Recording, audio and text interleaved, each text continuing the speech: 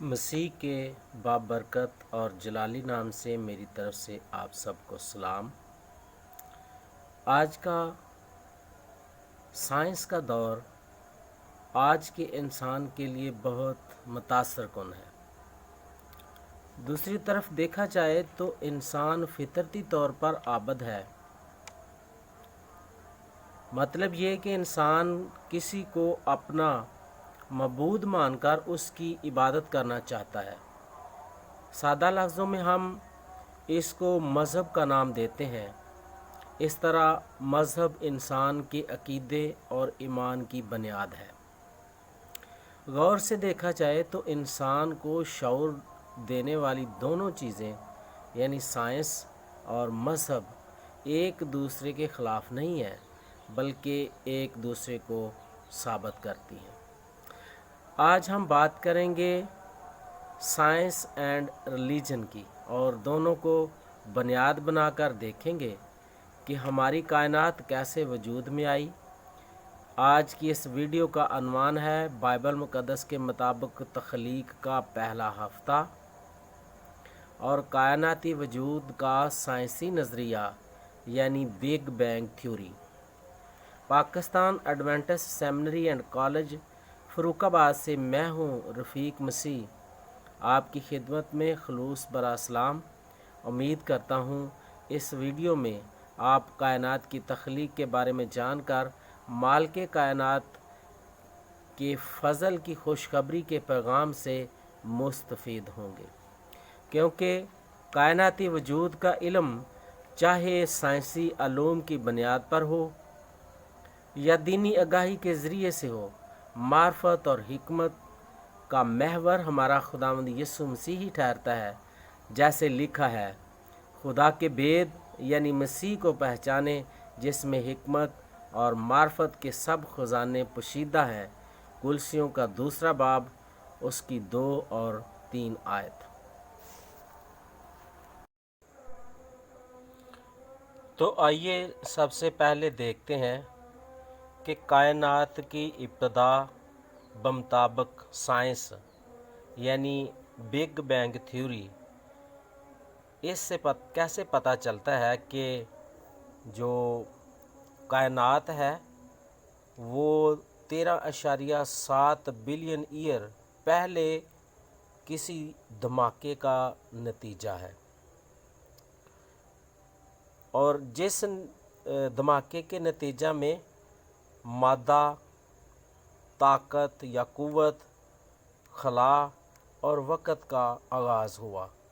تو ان ساری چیزوں کو ہم زیر غور لائیں گے۔ سائنس ان مراحل سے گزر کر اپنا عقیدہ بناتی ہے، یہ اس کی شرط ہے۔ تو پہلے جیسے ہم دیکھ رہے ہیں، پہلا کیا ہے؟ مفروضہ۔ اس کے اندر ایسٹیمیٹ لگاتی ہے اور پھر سپوز کرتی ہے۔ دوسرے نمبر پر مفروضہ کی وہ ساری چیزوں کو تجربے کی بیس پہ لاتی ہے، یا پھر مشاہدہ اس کا کیا جاتا ہے، اینالائز کرتی ہے، یا پھر اس کو آبزرویشن میں لاتی ہے۔ تیسرے نمبر پر ہے اس کا کہ ان تمام چیزوں کا نتیجہ کیا نکلتا ہے، اور اس کو وہ کنکلیوژن یا آؤٹ کم کا نام دیتی ہے۔ اور چوتھا اصول جو ہے وہ ہے نظریہ یا اصول، جس میں وہ ایک تھیوری اور ایک کنسپٹ جو ہے وہ بنایا جاتا ہے۔ تو ان تمام مراحل سے سائنس جو ہے وہ کسی بھی چیز کے بارے میں جو اس کی بنیاد ہے، اس کی بنیادی علم کو بیس بناتی ہے، پھر وہ مانتی ہے کہ کس طرح سے چیزیں جو ہیں وہ وجود میں آئی ہیں۔ جی تو ویورز، آئیے دیکھتے ہیں کہ بگ بینگ تھیوری کے پس پردہ کون سے سائنسی نظریات ہیں۔ تو پہلا ہے ریڈ شفٹ۔ تو یہ ریڈ شفٹ لائٹ ہے، اور دوسرا نظریہ ہے کوانٹم تھیوری، اور تیسرا نظریہ ہے تھیوری آف ریلیٹیوٹی، اور چوتھا نظریہ ہے ہگز فیلڈ، پانچواں CMBR، اور چھٹا جو ہے وہ ماس اور گریوٹی کے بارے میں ہے۔ تو یہ ساری چیزیں ہیں، ان کو آپ مزید دیکھتے ہیں کہ ان سب چیزوں کے پس پردہ کس طرح سے بگ بینگ تھیوری جو ہے وہ ان کی بنیاد بنتی ہے، اور یہ ساری چیزیں جو ہیں وہ بگ بینگ تھیوری کو سپورٹ کرتی ہیں کہ کوئی دھماکہ ہوا تھا بگ بینگ تھیوری کے اس نظریے میں، اس دھماکے کی وجہ سے کائنات جو ہے وہ تخلیق میں مارکہ وجود میں آئی۔ اب ہم دیکھیں گے کہ ہگز فیلڈ کیا ہے۔ تو ہگز فیلڈ ہر جگہ کائنات میں موجود ہے جو چیزوں کا ماس بناتا ہے۔ اس سے مادہ ایک جگہ جمع ہوا اور پھر پہلی دو گیسیں یعنی ہائیڈروجن اور ہیلیم پیدا ہوئیں، جس کے ساتھ سٹارز، گلیکسی اور بہت ساری چیزیں جو کائنات میں نظر آتی ہیں وہ بنی ہیں۔ تو سائنس یہ مانتی ہے کہ ہائیڈروجن اور ہیلیم سے پہلے نہ روشنی تھی، نہ سٹارز، نہ گلیکسی، لیکن بے پناہ درجہ حرارت دھماکہ سے گرج اور پھٹنے کا عمل جو تھا وہ شروع ہو چکا تھا۔ تو یہ ہے ہگز فیلڈ۔ اب اسی طرح ایک نظر کوانٹم تھیوری پر۔ کوانٹم تھیوری کیا ہے؟ ایٹم اور اس کے ذیلی ذرات میں پائے جانے والی قوت کا نظارہ ہے۔ اور تھیوری آف ریلیٹیوٹی کا مطلب کیا ہے؟ یہ 1915 اور 1905 میں اس کے بارے میں البرٹ آئنسٹائن نے بات کی، اس سے پہلے نیوٹن اس پر کام کرتا رہا۔ تو اس سے پتہ چلتا ہے کہ کس طرح چیزیں کسی قوت کے زیر اثر حرکت کرتی ہیں، اور کوئی تو قوت ہے جس کی وجہ سے سورج کے گرد سیارے گھوم رہے ہیں، روشنی کی رفتار اور اس قوت کے زیر اثر اس کا جھکاؤ جو ہے وہ ان دونوں تھیوریز کے اندر ڈسکس کیے جاتے ہیں۔ تو کائنات میں پائے جانے والی چیزیں جو مادہ سے بنی ہیں کی حرکات اور قوت کے بارے میں معلومات ان دو تھیوریز سے ہمیں ملتی ہیں، یعنی کوانٹم تھیوری اور تھیوری آف ریلیٹیوٹی۔ تو جی ساتھیوں، دیکھتے ہیں کہ Hubble telescope red shift light جو ہے، پہلے تو انسان اس دھرتی پر صرف اپنی انسانی آنکھوں سے ستاروں اور چاند کو اور آسمان پر جتنی بھی چیزیں رات کو نظر آتی ہیں ان کو دیکھتا تھا، لیکن جب ٹیلیسکوپ آئی تو ٹیلیسکوپ سے اس نے جب دیکھا تو یہ جو سیارے ہیں وہ سرخ رنگ کی روشنی جو تھی وہ منعکس کر رہے تھے۔ تو سائنسی جو نظریہ ہے ریڈ شفٹ لائٹ میں، اس بات کا یقین ہے کہ کائنات یکساں طور پر پھیل رہی ہے۔ اس سے اس بات کا اندازہ لگایا جاتا ہے کہ 13.7 بلین سال پیچھے جائیں تو یہ کائناتی پھیلاؤ ایک نقطہ میں جمع ہو جائے گا۔ یہ بگ بینگ تھیوری کا مرکزی خیال ہے، جس سے پتہ چلتا ہے کہ کائنات ایک دھماکے کے نتیجے میں وجود میں آئی ہے۔ تو یہ جو ریڈ شفٹ لائٹ ہے، اس کو اگر ہم مزید دیکھیں تو ریڈ لائٹ بکھیرنے والی جو ویوز ہیں وہ بڑھ رہی ہوتی ہیں، اور جو بلیو روشنی دیتی ہیں ویوز، وہ اس کا مطلب ہے کہ جو کائنات ہے وہ سگڑ رہی ہے۔ تو جب ٹیلیسکوپ سے دیکھا گیا تو بہت ساری چیزیں جو تھیں، بلکہ ساری چیزیں جو تھیں سیارے اور گلیکسیز، وہ ریڈ لائٹ شفٹ کر رہی تھی۔ تو اس سے یہ اندازہ لگایا جا سکتا ہے کہ کائنات جو ہے وہ یکساں طور پر پھیل رہی ہے، اور اگر ماضی میں اس کو پیچھے لے کے جائیں تو جیسے یہ پھیل رہی ہے، اگر یہ پیچھے کو جائے گی تو یہ سگڑے گی، تو سگڑتے سگڑتے ایک نقطے میں جا کے ضم ہو جائے گی۔ تو اس طرح سے یہ بگ بینگ تھیوری کا مرکزی خیال بنا ہے کہ کائنات مسلسل پھیل رہی ہے۔ اب آئیے دیکھتے ہیں کہ CMBR کیا ہے۔ تو C سے کاسمک، M سے مائکرو ویو، اور B سے بیک گراؤنڈ، اور R سے ریڈیشن۔ تو اگر اردو میں اس کو دیکھیں تو یہ ہے کائناتی ہلکی برقی لہریں پس پردہ تابکاری۔ تو یہ ساری چیزیں جو ہیں وہ کیا ہیں؟ امریکہ میں بیل ٹیلی فون لیبارٹریز کے اندر 2 سائنسدانوں نے اس کا اچانک تجربہ کیا۔ کائنات میں موجود ہر طرف جو تھا وہ ریڈیشن 1 mm ان کو دکھائی دیا، جو کہ سکرین پر دیکھا جا سکتا تھا اور آواز کا شور پیدا ہو رہا تھا۔ تو اصل میں یہ ساری چیزیں ہیں کیا؟ جو کہ ظاہر کرتا ہے کہ ماضی بعید میں کسی بڑے دھماکے کا نتیجہ ہے جو وقت گزرنے کے ساتھ ساتھ ٹھنڈا ہو رہا ہے اور پھیل رہا ہے۔ اور دوسری طرف ہم دیکھتے ہیں کہ اس لیے کہ سائنس نے یہ اندازہ لگایا کہ یہ جو cosmic microwave background radiation ہے، اس کا ثبوت ہے کہ کائنات میں بگ بینگ جو دھماکہ ہوا تھا اس کی وجہ سے کائنات وجود میں آئی ہے۔ اب یہ cosmic microwave background radiation ہے کیا؟ یہاں پہ آپ اس نقشے کے اندر ان لہروں کا اندازہ لگا سکتے ہیں کہ کوئی ایک ایسا وقت تھا جہاں یہ ایک نقطہ تھا، جب دھماکہ ہوا تو لہریں پیدا ہونا شروع ہوئیں۔ تو جب وہ شروع میں تھیں تو لہریں بہت جو تھیں وہ تیز تھیں، تو اس کے بعد جو ہی ان کا پھیلاؤ شروع ہوا تو ویوز جو تھی وہ بڑی ہونا شروع ہو گئی، اور جو بڑی ویوز ہوتی ہیں وہ ریڈ لائٹ شفٹ کرتی ہیں، جیسے کہ ابھی ہم نے پیچھے ریڈ شفٹ لائٹ کے بارے میں پڑھا تھا۔ تو یہ بھی جو نظریہ ہے CMBR یعنی cosmic microwave background radiation, وہ بھی بگ بینگ تھیوری کو سپورٹ کرتا ہے کہ کوئی ایسا ایک وقت تھا جب یہ دھماکہ ہوا اور یہ کائناتی برقی لہریں جو تھیں وہ پیدا ہوئیں، اور اب یہ مسلسل پھیل رہی ہیں اور کائنات میں ہر جگہ پر یہ موجود ہیں۔ آئیے اب آخر میں کلام مقدس کے مطابق اس کائنات کی پیدائش کا مطالعہ کرتے ہیں۔ کلام مقدس کے اندر پیدائش اور اس کا پہلا باب اور پہلی آیت کے اندر ہم کیا دیکھتے ہیں؟ جیسا کہ آپ کو سکرین پر نظر آ رہا ہے، کیا لکھا ہے؟ بائبل مقدس بتاتی ہے کہ خدا نے ابتدا میں زمین اور آسمان بنائے۔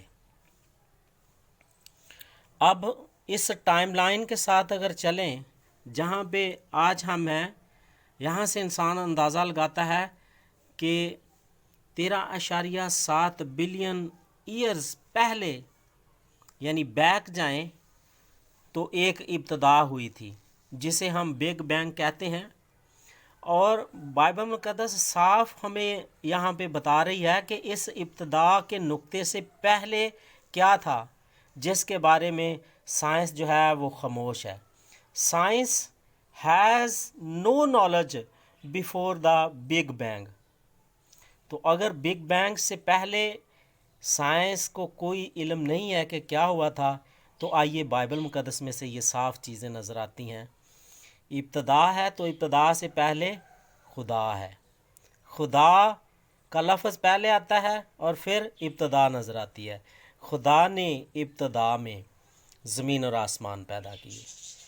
تو جہاں پہ بگ بینگ ہے اس سے پہلے خدا ہے، اور خدا جو ہے وہ ٹائم لیمٹ سے بالا تر ہے، کیونکہ کلام میں لکھا ہے نہ اس کی عمر کا شروع نہ اس کی زندگی کا آخر ہے۔ تو اس طرح سے ہمیں پتہ چلتا ہے کہ جو کائنات کی ابتدا کے بارے میں بائبل مقدس کے نظریات ہیں، بائبل مقدس میں خدا کے کلام کے مطابق جو کائنات بنی ہے، وہ انسانی اس مشاہدات اور تجربات کی جو کسوٹی ہے اس سے بالا تر ہے۔ اگر پیدائش پہلا باب اور پہلی آیت کو دیکھیں تو خدا نے ابتدا میں زمین اور آسمان کو بنایا ہے۔ اگر مکاشفہ اور اس کا 14 باب اور اس کی 7 آیت کو پڑھیں تو وہاں پر صاف اس طرح سے لکھا ہے کہ اسی کی عبادت کرو جس نے پہاڑ، سمندر اور چشمے پیدا کیے، اور پیدائش کا پہلا باب جو ہے وہ ہمیں بیان کرتا ہے کہ خدا نے پہلے 6 دنوں کے اندر ساری تمام جاندار اور بے جان چیزوں کو پیدا کیا ہے۔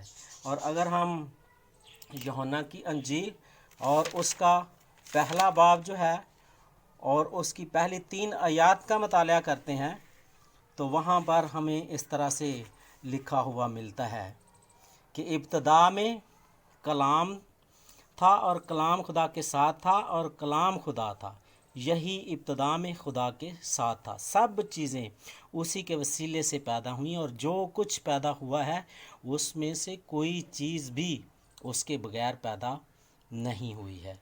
تو میرے عزیزو، یہاں پہ ان تمام آیات میں سے بائبل مقدس صاف اور واضح بتاتی ہے کہ ہر ایک چیز کا بنانے والا خدا ہے اور خدا کا کلام ہے۔ اب آئیے سائنس کے اگلے نقطے پر غور کرتے ہیں۔ سائنس کیا کہتی ہے؟ According to big bang there was darkness before the visible light. دھماکے یعنی بگ بینگ کے بعد اندھیرا تھا اور پھر روشنی پیدا ہوئی اور پھر سب کچھ پیدا ہوا۔ یہ سائنسی نظریہ ہے۔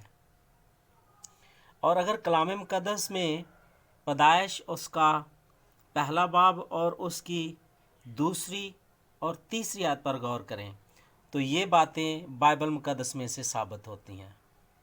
کلام مقدس میں لکھا ہے کہ گہراؤں کے اوپر اندھیرا تھا، پیدائش پہلا باب اور اس کی 2 آیت، اور پیدائش پہلا باب اور اس کی 3 آیت میں لکھا ہے پہلے دن خدا نے روشنی بنائی۔ تو سائنس کیا کہہ رہی ہے؟ سائنس بھی یہ کہہ رہی ہے کہ جب بگ بینگ ہوا تھا تو بگ بینگ کے فوراً بعد روشنی نہیں ہوئی، بلکہ کوئی پروسیس چل رہا تھا جس کے اندر وہ سارے جو گلیونز بن رہے تھے، جس میں نیوٹران، پروٹون اور الیکٹران ہے، اس کا مادہ بن رہا تھا لیکن روشنی نہیں تھی۔ روشنی جو ہے وہ کچھ عرصے کے بعد ہوئی، پہلے اندھیرا تھا، بگ بینگ کے فوراً بعد اندھیرا ہی تھا اور پھر پروسیس ہوا، پھر روشنی ہوئی اور روشنی کے بعد سٹارز بنے، سورج بنا۔ اور بائبل مقدس بھی اس بات کی ہمیں تصدیق کرتی نظر آتی ہے کہ پہلے دن خدا نے روشنی بنائی۔ اور پھر ہم دیکھتے ہیں کہ سورج اور چاند کی روشنی جو ہے وہ اگلے دنوں میں بنی، لیکن یہ روشنی پہلی دن کی روشنی خدا نے بنائی اور یہ بگ بینگ کے ساتھ میچ کرتی ہے۔ تو اس کا مطلب ہے کہ جو بگ بینگ ہے اور جو پہلی روشنی ہے وہ نہ صرف بگ بینگ میں بلکہ بائبل مقدس کے اندر بھی یہ چیز ہمیں نظر آتی ہے اور یہ ایک دوسرے کی تصدیق کرتی ہیں۔ اب اگلا نقطہ جو سائنس کا ہے، جو بگ بینگ تھیوری کے بعد ہے، اور بگ بینگ کی تھیوری میں سے یہ چیزیں جو ہیں وہ سائنسدانوں نے ثابت کی ہیں۔ سائنسدانوں کا خیال کیا ہے؟ سائنسدانوں کا خیال ہے کہ فورس آف گریوٹی اتنی بڑھ جائے گی کہ یہ کائنات کو رول بیک کر دے گی۔ یعنی سائنسدانوں کا ہی یہ خیال ہے کہ جس طرح سے یہ بگ بینگ کے ساتھ کائنات کا آغاز ہوا، ایک ایسا وقت آئے گا جس میں یہ کائنات جیسے پھیل رہی ہے ایک نقطے میں جا کر ختم ہو جائے گی۔ تو آئیے کلام مقدس میں سے دیکھیں کہ اس بات کو کلام مقدس کس طرح سے بیان کرتا ہے۔ متی 24 باب اور اس کی 35 آیت۔ ہیون اینڈ ارتھ ول پاس اوے، آسمان اور زمین ٹل جائیں گے۔ اور پھر اگر دوسرا پطرس اور اس کی 3 باب کی 10 آیت کو دیکھیں تو وہاں پر لکھا ہے آسمان بڑے شور و غل کے ساتھ برباد ہو جائیں گے۔ اور اگر ہم مکاشفہ 21 باب کی پہلی آیت دیکھیں تو وہاں لکھا ہے پہلا آسمان اور پہلی زمین جاتی رہی اور سمندر بھی نہ رہا۔ اور پھر متی 24 باب کی 29 آیت کو دیکھیں تو وہاں لکھا ہے فوراً ان دنوں کی مصیبت کے بعد سورج تاریک ہو جائے گا اور چاند اپنی روشنی نہ دے گا اور ستارے آسمان سے گریں گے اور آسمانوں کی قوتیں ہلائی جائیں گی۔ تو یہ سب کیا ہے؟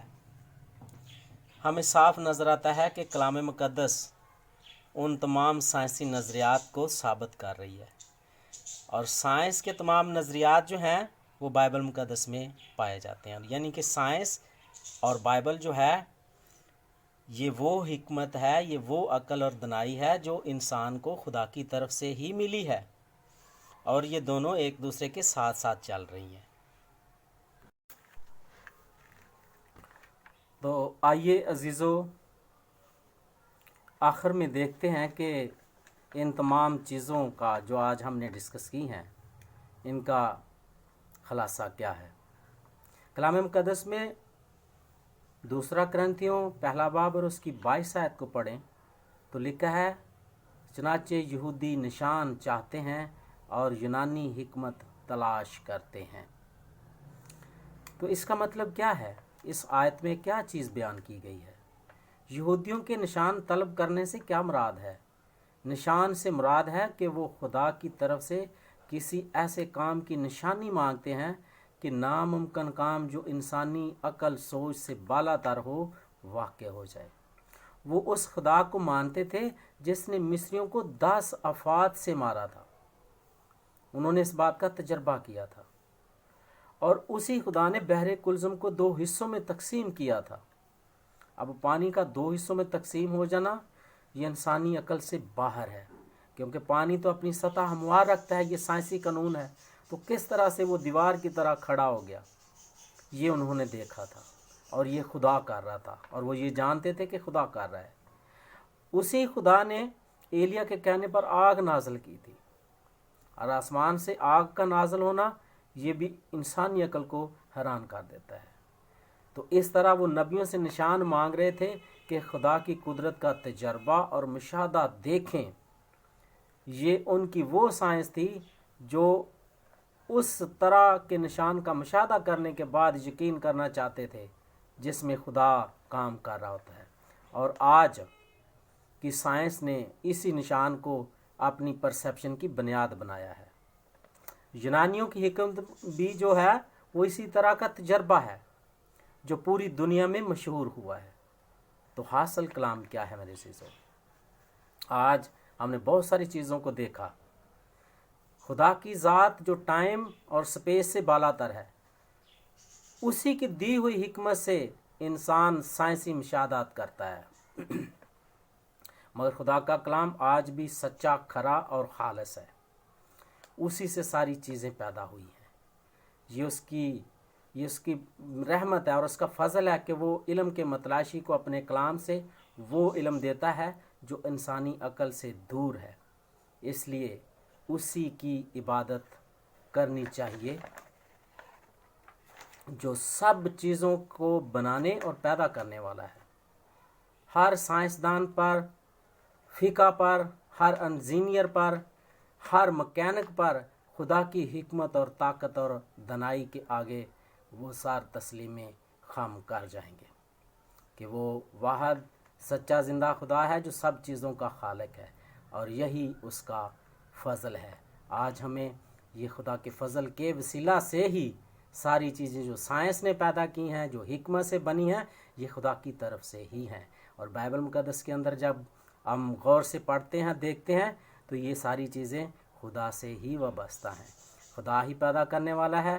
ایک دن وہ جہان کو خدا جو ہے وہ نیا بنا دے گا، نئی زمین اور نیا آسمان بنا دے گا، اور یہ جو پرانی زمین اور پرانا آسمان ہے اس نے ختم کر دینا ہے۔